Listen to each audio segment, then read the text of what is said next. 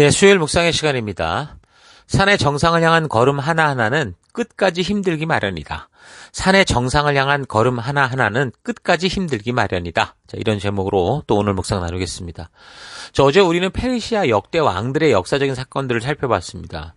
왜 그렇게 하냐면 성경에서 지금 언제 어디서 누가 적었는지를 말해줄 때 이 언제라는 정보에 대해서 항상 그 당시의 왕들의 이름과 통치 연도들을 이야기해 주고 있는데 우린 그걸 통해서 역사적인 배경들을 바르게 알게 됨으로 해서 결국 그 본문 성경에 대해서 정말 바르고 건전하게 건강한 해석을 할 수 있는 그 기초가 되기 때문에 성경의 그 관련된 역사를 우리가 살피는 겁니다.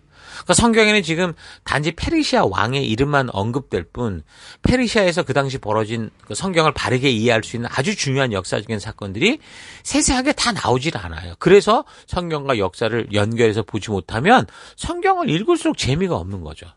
알지도 못하는 나라의 이야기에 무슨 알지도 못하는 발음하기도 힘든 왕들 그 이름에 그냥 이름만 수두룩하게 만나게 되니까 힘든 거예요. 그래서 성경도 이 역사를 더불어 알아야 참 재미있고 더 집중할 수 있는 거예요. 여러분 300이라는 영화도 그렇잖아요. 이런 역사적 연관성을 알고 보면 더 흥미롭거든요. 300이라는 영화에 나오는 페르시아 왕이 지금 우리가 이 얘기하고 있는 여기 다리우스 이 왕의 뒤를 이은 그 아들 아수에로였거든요. 그러니까 역사에서 이 사람을 뭐라고 그런다고 그랬습니까? 크세르크세스라고 그런다고 그랬죠. 그래서 그 영화에 출연하는 이 남자들 그 보면 다들 복근만 몸매 좋은 거 이런 것만 기억하지 말고 우리가 이런 역사적 사실과 연결해서 살펴야 돼요. 곧 이제 에스더가 왕후가 되는 그 에스더서를 다룰 텐데 그 에스더가 결혼했던 왕이 바로 이 사람 크세르크세스라고 그랬잖아요. 영화에서 마치 무슨 괴물처럼 나와가지고 저런 사람이 에스더의 남편이었다니 처음에 그랬죠. 얼마나 에스더가 힘들었을까. 사실 그랬는데 그런데 이 영화를 제작할 때 이게 서양 사람들이 생각했던 동양의 이미지를 갖다 집어넣어가지고서 그 페르시아 왕의 모습이 훨씬 더 왜곡된 모습으로 표현이 됐던 거죠. 그래서 지금 이란에서는 이런 거 되게 안 좋아해요. 어찌됐든 그 영화에 나오는 300 영화에 나오는 페르시아 왕이 바로 에스더의 남편 다리우스의 아들 아하수에로였다라는 거 기억하시고요. 자, 그래서 이제 우리가 지금 또 살펴서 보면은 이 에스라를 살피고 있잖아요. 에스라를 신임했던 사람도 이 바로 아하수에로였어요. 이 크세르크세스. 그 다음에 또 복귀하는 느헤미야도 이 사람의 신임을 받았던 거예요. 그래서 엄청난 지원을 통해 이들이 고국을 돕고 세워가는 일에 협력했던 왕이 됐던 거죠. 그 아하수에로 크세르크세스에 이어서 왕이 되는 그 아들 아닥사스다. 그 왕이 바로 이제 그 연관된 에스라와 느헤미야와 연관된. 그러니까 크세르크세 이후에 이제 제가 아까 말씀드린 건 아하수에로가 아니라 에스라와 느헤미야 관련된 거는 바로 그의 아들 아닥사스다와 관련됐다라는 거 잘 기억하십시오. 그 역사와 성경을 연결해서 보면 훨씬 성경도 흥미롭고 역사도 흥미롭다라는 사실 잊지 마시고 부지런히 성경과 더불어 역사를 살펴갈 수 있길 바랍니다. 어찌됐든 다리우스가 왕이 돼서 수많은 반란을 제압하고 제국을 튼튼하게 했는데 이 사람이 동쪽으로는 인도 국경, 남쪽으로는 애굽, 이집트, 그리고 서쪽으로는 리디아, 터키의 그 에게, 그리스를 맞닿는 거기까지 127도를 20개 주로 분할해서 다스렸어요. 그러니까 127도라는 건 뭐냐면 127개국, 그러니까 127개 민족을 다스렸다라고 보면 돼요. 그러니까 엄청난 지역을 통치한 건데 아마도 이전에 아수르나 바벨론은 제국이라고 하기도 부끄러울 정도로 페르시아의 통치 지역은 거대했습니다. 그래서 각 지역에 말하자면 CIA 같은 그런 감찰단을 파송해서 각 도에서 이제 반란의 기미가 있는지를 살폈고 그 살핀 정보들이 빨리 자기에게 전달이 돼야 되니까 그것을 빠르게 전달할 수 있는 시스템을 만들었어요. 어떻게 만들었냐면 왕의 명령을 가진 파발마가 수도인 수사에서 그 터키의 그 끝 리디아 지역의 사르디스까지 사대까지 2,700km에 달하는 거리를 7일 만에 도착할 수 있는 그런 연락망을 만들었습니다. 그러니까 과거에는 서너 달씩 걸리던 그 길을 일주일 만에 돌파하게 된 거예요. 어떻게 했냐면 그 2,700km 사이에 111개의 역참, 말 정거장을 만들었던 거예요. 그 한 역참에서 다음 역참까지의 거리가 한 25km 정도였다고 하는데, 그러니까 최고 빠른 말을 타고 이 전할 소식을 가지고 거의 쓰러져 죽을 만큼 전속력으로 끝까지 달리는 거예요. 그래서 그 왕의 명령이 신속하게 도달할 수 있도록. 그렇게 보면 오늘날로 말하면 거의 2,700km나 되는 고속도로를 놓은 거나 마찬가지일 정도로 이제 그런 식으로 나라를 통치했던 겁니다. 그런데 이 다리우스가 전쟁과 관련해서는 업적이 별로 없었어요. 그 캄비세스 같은 경우도 이집트를 점령했다고 하는데 다리우스는 그런 게 없었습니다. 먼저 트라키아 지방을 통해서 그래서 흑해 북방 민족, 그러니까 스키티아 민족을 정벌 하려고 했었습니다. 그리스어로는 이제 스키티아라고 하는데 페르시아나 인도식으로는 사카족이라고 부르고 성경에는 이 스키티아 민족을 스구디아인 이렇게 말합니다.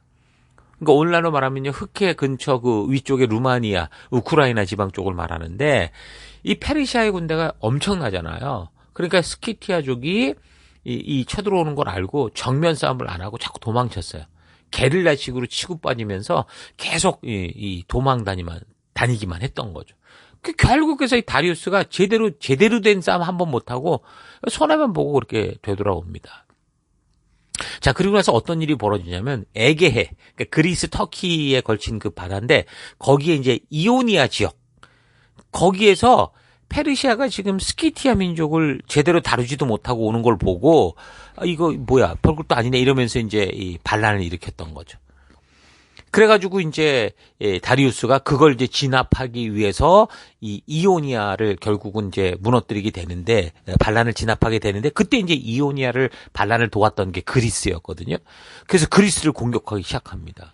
그래서 우리가 잘 아는 이 페르시아 전쟁이 이제 벌어지게 되는데, 아마도 이게 역사적으로 볼 때 동서양 간의 첫 대결이라고 볼 수 있습니다. 자, 그런데 첫 번째 그리스 원정에서는 이 트라키아 지역, 그러니까 아토스라는 데인데, 거기 그러니까, 반도라고 할 수 있죠. 한반도 이렇게 말하잖아요. 반도처럼 이렇게 바다로 툭 튀어나왔는데, 곧이라고 부르는 데는 이 반도처럼 크지는 않은, 어쨌든 그런 곳이었어요. 거기까지 갔는데, 거기서 태풍 때문에 실패합니다. 거의 300척이 손실될 정도로 피해를 입어서 못하죠. 그리고 다시 두 번째 원정을 할 때는, 이제, 그 위쪽으로 올라간 게 아니라 바로 이제 그리스 쪽으로 넘어가는데 그 전쟁이 지금 마라톤의 시초가 된 마라톤 전쟁입니다. 이 전쟁을 일으킨 왕이 바로 이 다리우스 1세 이 사람이었어요. 그리스 지역에서 그리스 지역 두 번째 원정을 그렇게 떠났는데 처음에는 풍파 때문에 두 번째는 그리스 군대 여기서 그리스에게 패하죠. 그래서 이런 세계 역사 속에 기록된 왕이 바로 다리우스였고, 바로 이 다리우스가 통치하는 이 즈음에 언제 학계 선지자가 부름을 받았다라는 겁니다. 자, 그러니까 여기 성경에 나오는 사건이나 인물들이 분명한 이 역사적인 사실과 일치한다는 거예요. 그러니까 성경의 기록들은 무슨 바람 타고 뜬구름 잡는 어떤 그런 무슨 신화, 뭐 전설 이런 얘기가 아니고요. 진짜 역사적 사건들을 분명하게 말씀해주고 있는 겁니다. 자, 그래서 이 학계 선지자가 그때 등장을 했다고 그랬죠? 그래서 학계 선지자를 우리 학계서를 좀 살펴나갔으면 좋겠는데, 자, 1장 1절 본문을 보면 이미 몇 번을 읽었던 것 같아요. 다리오 왕 제2년 6째 달 그 초하루에 학계에게 명령이 임했다. 이러면서 말씀이 시작이 되죠. 그러면서 2절을 보면 만군의 여호와가 이같이 말하여 이르노라. 이 백성이 말하기를 여호와의 전을 건축할 시기가 이르지 아니하였다 하느니라. 자, 그러니까 뭐라고 그랬어요? 계속 반복해서 말했듯이 이 백성들이 그 어려움을 만나니까 때가 아니다라고 하는 소리를 하고 있었다라는 거예요. 하나님의 때가 와서 고국으로 돌아왔는데, 그런데 그 온 곳에서 어려움을 자꾸 만나니까 이 핑계 저 핑계 대면서 사명의 길로 아예 돌아갈 생각이 없었던 거죠. 여러분, 우리 교회도 지금 사명을 일고 가면서 우리 현실 속에서 여러 가지 어려움을 만나게 되는데, 우리 또한 지금 이거를 뚫고 나가고 있는지, 아니면 이 핑계 저 핑계 그렇게 되고 자꾸 말만 많은지 좀 되돌아볼 필요가 있습니다. 그럼 다시 말하지만 하나님이 하게 하신 일에도 뭐가 있다고 그랬어요? 대로가 열린 게 아니고 뭐 항상 방해와 회방과 박해와 어려움이 있다고 그랬죠. 이걸 잘 기억해야 됩니다. 여러분, 사도 바울도 보세요. 신약의 그 모든 것을 만들었다고 할 수 있는 이 사람도 하나님이 함께하지 않아서 그 선교하는 동안 그렇게 얻어터지고 그렇게 다녔겠습니까? 아니에요. 하나님이 함께 해도 얻어맞은 거고 굶은 거고 폭풍에 죽을 뻔한 거고 왕따 당하다가 결국엔 어떻게 됐어요? 참수형으로 죽었어요. 뭐라고 이 사도 바울이 자기에 대해 얘기를 하냐면 고린도 전서를 보면 11장부터 23절. 그들이 그리스도의 일꾼입니까? 내가 정신없는 사람같이 말합니다만 나는 더욱 그렇습니다. 나는 수고도 더 많이 했고 감옥살이도 더 많이 하고 매도 더 많이 맞았고 여러 번 죽을 뻔했습니다. 유대 사람들에게 41을 그러니까 39대 맞는 이런 일들이 벌써 5번이었고 채찍으로 맞은 게 3번이고 돌로 맞은 게 1번이고 파선을 당한 게 3번이고 밤낮 꼬박 하루를 망망한 바다에 떠다녀서 표류했다는 거죠. 자주 여행하는 동안에는 이 강물의 위험과 강도의 위험과 동족의 위험과 이방 사람의 위험과 도시의 위험과 광야의 위험과 바다의 위험과 거짓 형제자매의 위험을 당했습니다. 수고와 고역에 시달렸고 여러 번 밤을 지새우고 줄이고 목마르고 여러 번 굶고 추위에 떨고 헐벗었습니다. 이렇게 고백을 해요. 이게 얼핏 보면 하나님이 함께 하시는 사람이 맞아? 라고 물어볼 정도 아닙니까? 그 사도 바울이 지금 그렇게 부름받은 그 사명의 길에 부르심에 섰는데 그 길을 걸어가면서 당했던 얘기가 이 정도라는 거예요. 예수님도 보십시오. 하나님의 아들로 오셨지만 결국 사람들이 예수님께 침 뱉고 돌 던지고 모욕 주고 그리고 결국 못 박아 죽여버렸잖아요. 자, 그러니까 사명의 길을 걷다가 조금 우리가 어려운 일을 만난다거나 그럴 때 뭐 하나님이 함께 하는 것 같지가 않다, 뭐 이거 아닌 것 같다, 때가 아닌 것 같다, 이런 식으로 해서는 안 된다는 거예요.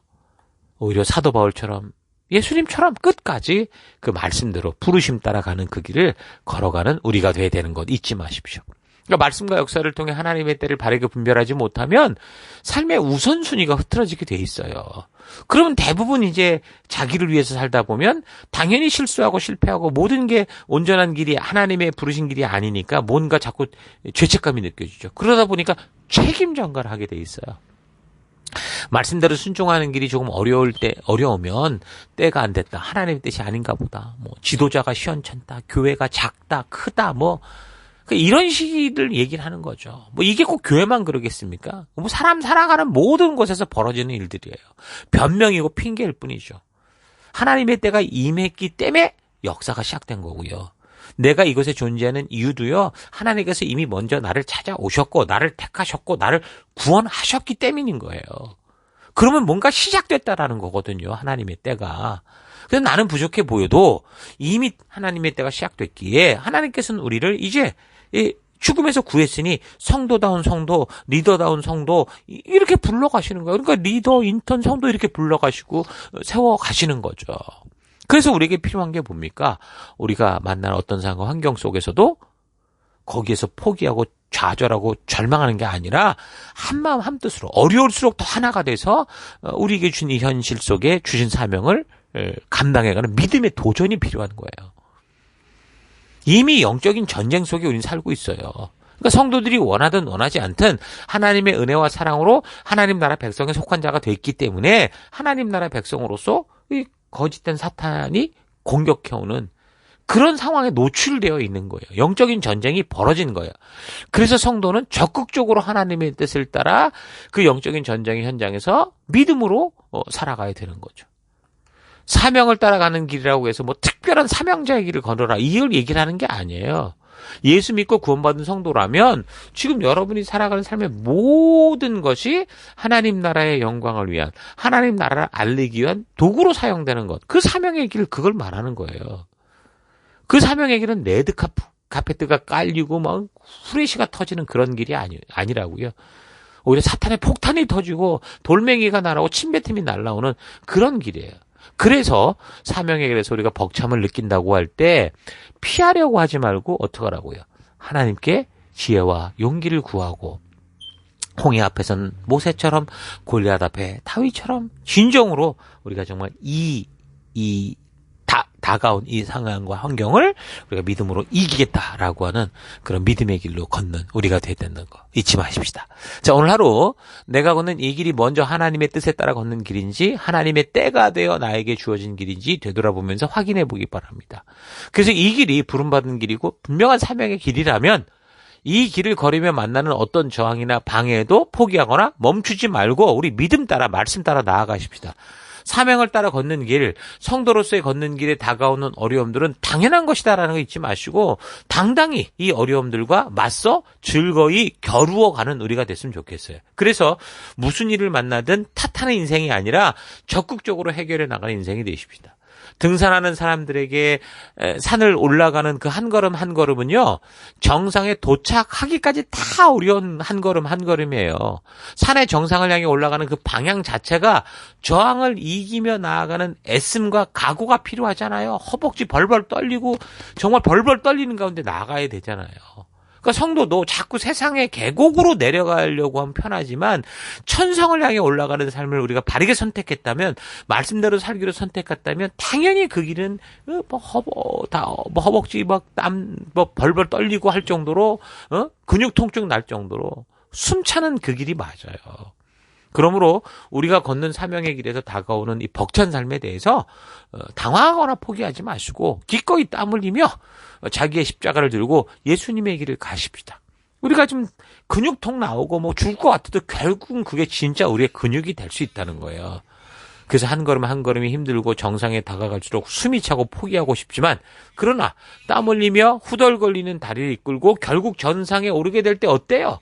정말 그 정상에서 느끼는 참된 땀의 가치를 느끼고 시원함과 그 벅찬 감격이 터나오지 않습니까? 바로 그러는 거죠. 중요한 것은 내가 땀을 흘리고 나아가는 이 길이 과연 하나님의 뜻에 따른 길인지, 또는 하나님의 때가 되어 성전을 재건하게 하신 것 같이 때가 되어 나아가는 길인지 하는 거, 이게 중요한 거예요. 그래서 하나님의 때와 뜻을 아는 길은 오직 성경과 역사를 통해 하나님의 진심을 아는 겁니다. 그래서 이런 사실을 기억하면서 오늘 하루도 하나님께서 허락하신 각자의 삶의 현장에서 믿음의 힘찬 걸음을 걷는 여러분 되기를 주의 이름으로 축원합니다. 다 같이 기도하겠습니다.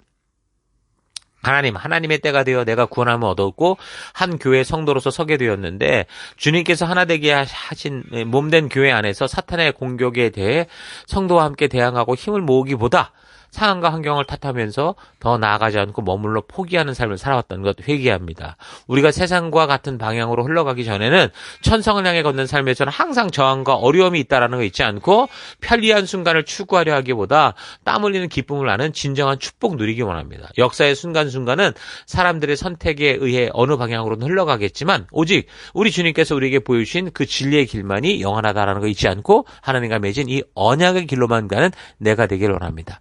우리의 걸음 하나하나가 산을 오르듯 정말 우리의 이 근육의 통증을 일으키고 고통을 줄 수 있으나, 그러나 이 길이 참된 축복된 길임을 잊지 않고 그 길로 나아가는 우리가 될 수 있도록, 이 하루가 될 수 있도록 주님 역사하여 주옵소서. 함께 하심을 감사드리고 예수님 이름으로 기도했습니다. 아멘.